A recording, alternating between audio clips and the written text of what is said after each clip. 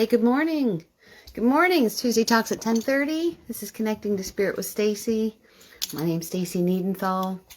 I'll just wait a few minutes for a couple people to come on. Let me know that you're here. You know how I've been with the comments. I don't always see them. I'm in Philadelphia today. I'm heading home here in a little bit. So I only have my phone with me. I don't have my laptop to kind of like move things around to see if you're answering, but hopefully I can see if I have eyeballs on me. If not, you can always watch the replay. So like I said, this is Tuesday Talks at 10:30. My name is Stacy Niedenthal. Welcome, everyone. Good morning. And Tuesday Talks is about coming together and talking about things that maybe you're not comfortable in talking with other people about, whether it be grief or death and dying, if it is meditation, past life regressions, finding peace within yourself. That's what I take these moments on Tuesdays to talk to you about. So, a lot of different things are going on. I do have some events that are coming up.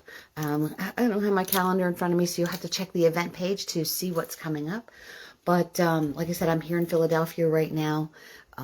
We did a house clearing and was in a barn and checking out the animals and everything. It was just such a peaceful place to be. It was amazing. So today we're going to talk about finding yourself. Do you feel kind of lost or not totally connected with yourself? That's what we're going to be talking about today. So I found this quote by Charles DeLint that says, you've got to find yourself first, then everything else will fall into place. And that really resonated with me. Ever think to yourself, I just don't really feel where I need to go. I don't know where I'm actually at right now. What's the future hold? What have I learned from the past? And we get so confused sometimes. We're not really lost. We're just making a pivot. There's or a shift, as some people like to say as well. We identify with so many titles within ourselves. When I just think of like who I am, like I'm a wife, I'm a mom, I'm a daughter, I'm a friend, I'm a coworker, I'm a business owner, I'm a Pennsylvanian, I'm a sister, I'm an aunt. I'm all these different things that I am as titles, but who am I? Where is my heart, my soul, my energy? Where is my passion? What do I thrive on? That's what I need to identify myself. But we get so hung up on the titles that we tend to lose ourselves. And when we lose ourselves, it generally happens when you lose a job, or you have to move, or you lose a loved one. All of a sudden, that part of your identity is kind of like, letting the air out of a balloon. And we try and think, where do I go from here? Where do I fit in right now? You've heard the thing about, putting a square peg in a round hole. You just feel disconnected. I mean, for years I felt disconnected from who I was because I didn't really know there was some trauma in my past. I don't like to feed on that because I've passed it. I've worked through it. But there was some trauma in my past that really made me feel uneven, and I don't know how else to explain it. Like I felt like my body was in one place and my spirit was somewhere and my soul was somewhere, but I didn't feel like I was all connected. So when I think about how I worked through that, you go back to the point of where it all fell apart. Where was the last time, and you've heard me say this 100 times, when was the last time I felt really good about something? And you go back to that part, and then you try to figure out where it went wrong and what you learned from it. So when you lose a title, when you lose that, to me, the first thing is, who am I? When you figure that out, like everything falls into place. But every single day we change. So, you read these quotes and you get motivated by saying, oh yeah, I first find myself and then everything else will fall in place. Well, tomorrow was different from today. So today I may know exactly who I am. And tomorrow I'm like, who the hell am I? Because something shifted, something changed. So it's finding that comfort and that harmony within yourself to figure out who you are. Who am I comfortable with? What can I unleash basically to feel the best about myself. Where is my passion? What do I feel drawn to? I have lots of friends who have jobs that they absolutely hate, but they pay the bills. And then there's that fear that's there, well, I can't leave the job because then how will I pay the bills? And I feel like if you're being pulled towards something and drawn towards something, and there's times where I actually I feel my whole energy like pulling towards something, that it's undeniably where I need to go. But it's figuring out how to get there. And if there is a job, or if there is a person, or if there is a situation that's keeping you from that, you have to figure out your path around it. So deciding whether I want to stay with a job that I hate, or if I want to go where my passion is, right? So there's that fear-based and there's faith-based. And we can't always be everything that we want to be, you know. When you think about, I love there's gosh, I'm such a quote geek, but there's the quote, and I can't think of who wrote it right now, that says, you know, you're going to dream anyway, so you might as well dream big. So when you think, if time and money were no object, like, what would I be doing right now? Where would I go? Who would I see? Who would I be? What's stopping me from being that? The answer is quite simply, the only thing stopping you is you. Right? So when you look at what this dream is, where my passion lies, there's always a way to figure it out, right? So you want to bring reality into it. And you kind of hate the word reality when it comes to it. I mean, in all reality, I can't be Wonder Woman, right? Right? I can't be Wonder Woman. However, the traits that Wonder Woman has, maybe I can adapt to. I can be problem solving. I can be a strong woman. I wrote some things down not giving up, looking to help other people. So I can add that into what I want to do to move forward.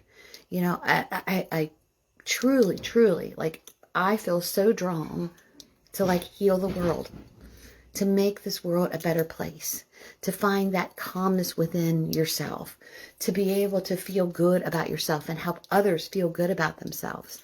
And when I think about, my passion feels like, to calm, tell the world, calm the hell down, right? Be comfortable with yourself. Be that individual that you are, get your freak flag out. Be weird, be fun, be quiet, whatever you want to be. But it's such a big task to do it for the world. So when I think about it, and I lost my train of thought. Oh, yes. When I think about trying to help others be comfortable within themselves, the big question I like to ask them is, who are you trying to impress? Who are you living for? Are you living for yourself, or are you living to impress someone else? When we are children and we're growing up, we've got so many people telling us what we need to do. I've got kitties here, Janice and Jerry. How perfect is that for me? My friend Kristen has these two cats, and they're Janice and Jerry. They're down here with me. But who are you trying to impress? We've got our parents telling us to be one certain way, and you can't do this, and you have to worry about what people think. And then you go to school, and there's a certain way that you have to do certain things. And we're put into this mold that when we're out of school, when we're out of the house, sometimes we feel like, oh my God, where do we go now? I was in a relationship years and years and years ago that was very controlling, that was not a good place for me to be. There was good things that I gathered from it, so don't get me wrong there. But when I left that relationship, I had no idea, I couldn't even put a thought process together or make a decision because all my decisions had been made. So it was learning to walk again and learning to make those decisions, learning to problem solve again, and allowing myself the freedom to say, okay, if I make a mistake, what have I learned from the mistake, and how can I grow from this mistake? And I feel like because of the situation that I was in, I see it in other people. You can see it in their eyes. The eyes are such a gateway to the soul. You can tell by looking in someone's eyes if they're happy, if they're sad, if they're tired. If you feel into that and say, how can I help this person? Or maybe this person doesn't want help. Maybe they just want you to know that. Maybe they just want to know that you're there for them, that you support them, and that you love them. That's healing in itself. But from the lessons that I've learned and the things that I've been through, I feel like I need to teach my wisdom or talk about it. You know, some of the traumas that I was through when I was a lot younger, you know, were always kind of like dirty little secrets for such a long time that I didn't feel, I was ashamed of some of the things that I had done and had been through and allowed to happen. But I found it so releasing when I started to talk about them, that it was no longer that dirty little secret within my soul. And I also found that the more I talked about these things, the more others associated with it, like, oh my God, I thought I was the only one that ever happened to. So that to me was that discovery phase of my life, of my spiritual journey, of my paradigm shift, of my finding who I was, because I had masked who I really was. I was trying to be either who my parents thought I should be, or this relationship thought I should be, or the world thought that I should be. And in parts, you know, I was happy, but I also had a lot of anxiety and a lot of depression and dealt with a lot of self-doubt, and had confidence issues. And for a Leo, confidence issues usually isn't the problem, but I struggled through that because I needed to put this front on to be someone that I wasn't. But I had to start thinking about, who am I trying to impress? Right? Whose approval am I trying to get? The only approval that I need is my own. I didn't feel comfortable in my own mind, body, and spirit because I wasn't being true to myself. I lost my way because I was trying to walk and be someone else's way. And I'm sure that makes sense to a lot of people. I feel like I'm kind of going around in circles here, but I just truly want to say to you, like, your spirit is so worth unleashing, unbinding, freeing. You know, is your spirit being held hostage because of what others might think or what others might say? You know, when I first started being an evidential medium, you know, because of the way that I was brought up and because of where I live, I was concerned about sharing what I did.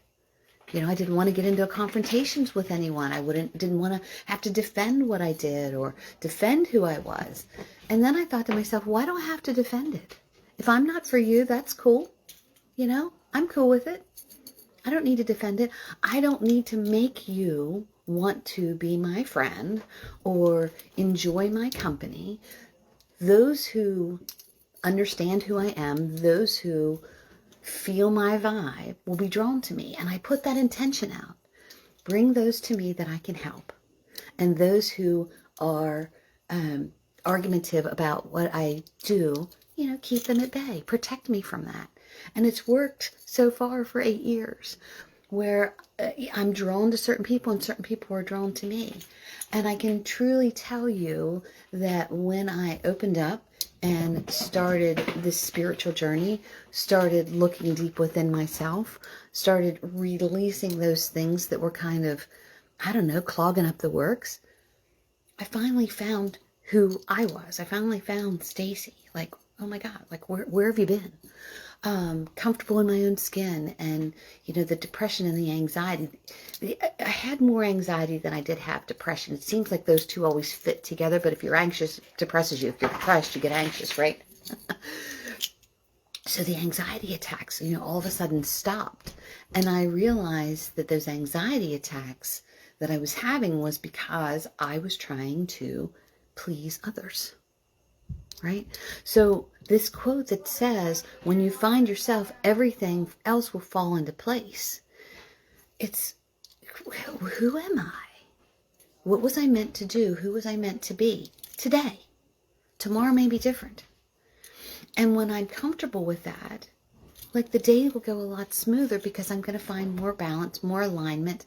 If you don't like yourself, if you don't like who you are, it's really hard for your energy and your vibe to go out to the world to say, I like the world.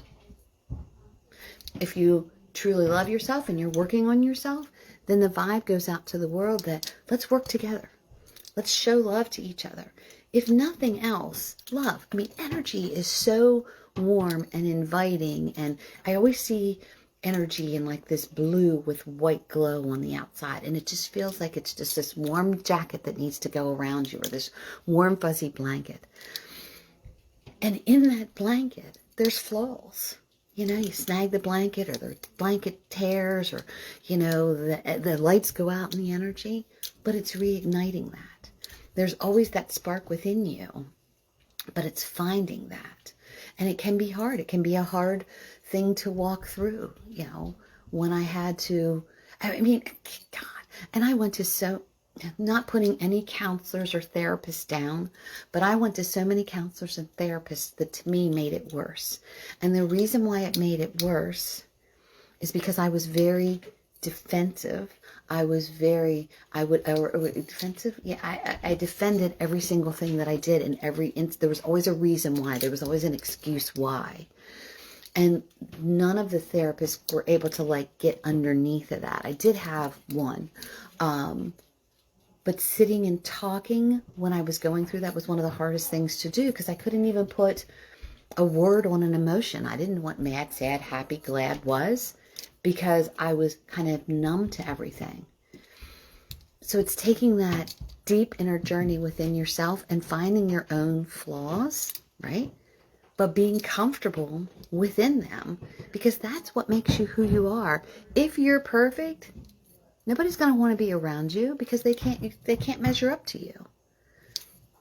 So, I'm not really sure where I needed to go with this. Oh, so, you know, looking at where you lost your way. So if you've lost your job, now I've lost my source of income, I've lost my identity, I've got this, but taking that time to say if time and money were no object, what would I be doing? And then starting a path for something else, putting the intention out there. Maybe I don't want a job. Maybe I want an adventure, a career, right? If you lose a loved one, it teaches you pain and grief, but it also teaches you that every single day is a blessing, and to cherish each and every day, and to get rid of the negative crap that's in your life, because quite honestly, that's what kills us. The more negativity you have around you, the more stress it is on your body, the harder it is on your body, the closer you are to, you know, doing something to the body. So it's allowing good things in. It's putting those boundaries up. It's sharing those blessings and sharing your wisdom with others.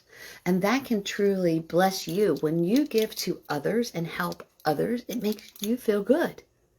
It's that, oh my gosh, I'm so glad that my wisdom, my knowledge, my experience helped you to figure this out. It's standing in non-judgment, where, gosh, everybody gets so offended anymore, and everybody stands in such judgment, and even that people will stand back from you because there's no trust. It's earning the trust around others that are trustworthy, and even if they're not trustworthy, showing them that they can trust you, to teach them trust. Maybe they've never been taught trust.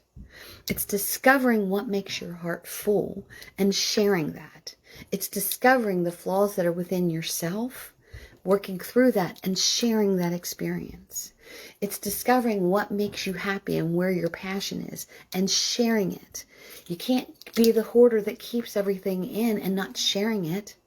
That doesn't help in any way yourself or anyone else. So like Charles said, when you you've got to find yourself first, and then everything else will follow. Loving yourself, then you're able to love other people. And I've had, conversations with family and friends that says, well, if I love myself, I don't believe that I can't love someone else if I don't truly love myself. You can love other people, but until you love yourself, there's a blinder up of the vulnerability of totally giving into loving others. Makes sense? Because you don't feel totally lovable, or you don't trust the love. So it is finding yourself first and allowing everything else to fall into place. And if you lose yourself, step back, find yourself again. Every single day is different. You can't all of a sudden say, today is the day I'm going to put that flag on the mountain. I'm going to find me and everything is going to be great for the rest of my life. Because as soon as you do that, something is going to happen.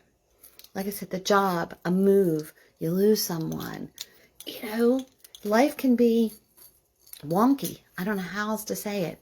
You know, you have to squeeze into some tight spaces sometimes, and then sometimes the space is so large that it's overwhelming.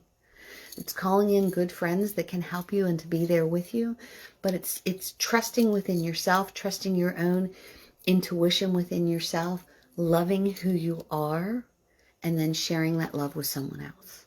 So, this is Tuesday Talks at 10:30. I took the quote from Charles Dillon that says, you've got to find yourself first, and then everything else will fall into place. Everything else will follow. Find the treasure map back to your heart. Find the treasure map back to the wonderment and the excitement within yourself, with the pride or the joy that you have within yourself of the things that you've accomplished, of the loving person that you are. List the good things about yourself. If you can't list them, ask a friend. What are some of my good qualities? I'm really trying to find my good qualities. Don't let ego get in there. A friend of mine used to say, and this was like a sales trainer, that your ego is not your amigo. But have somebody help and say, you know, what are my best qualities? Help me to figure this out. I know I'm fairly easy to talk to. I know I love good music and I love to dance. I know I enjoy animals and people and being around others. I know I enjoy, and it's thinking of those things. I know I give good advice when I think it through. And then think about where your flaws are. Ah, gosh, you know what? I'm short-tempered sometimes. I get frustrated easily. Why do I get frustrated easily? I get frustrated easily because I don't think that people are listening to what I'm saying. Well, why do people need to listen to what you're saying? Who didn't hear me? Where was I quieted? And then it is walking through, finding that, oh, I remember one time this. Does that still affect me? No. Why is it still affecting me? Forgive myself, release it, let it go. That person is no longer going to quiet me. Okay?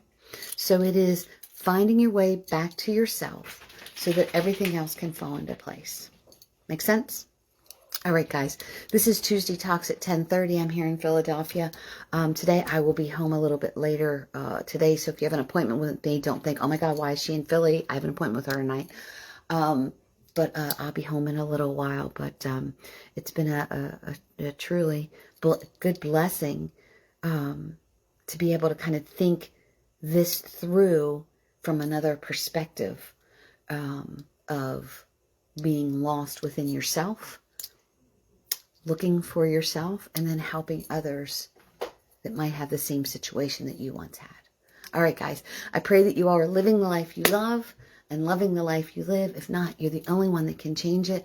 My events are up on my event page. I do have some galleries that are coming up, so check those out. But if you're interested in a gift certificate for a reading, you can message me. It's on the website as well. Or if you're looking to book a reading, go to my website, Connecting to Spirit with Stacy. I love you all. Thank you so much for sitting here with me today. Peace out. Have a great day. And I will talk to you next week at 2:30. Up 2:30. 10:30. Whoops. See, there's my flaw. Mouth, thought before the head. All right, guys. Peace.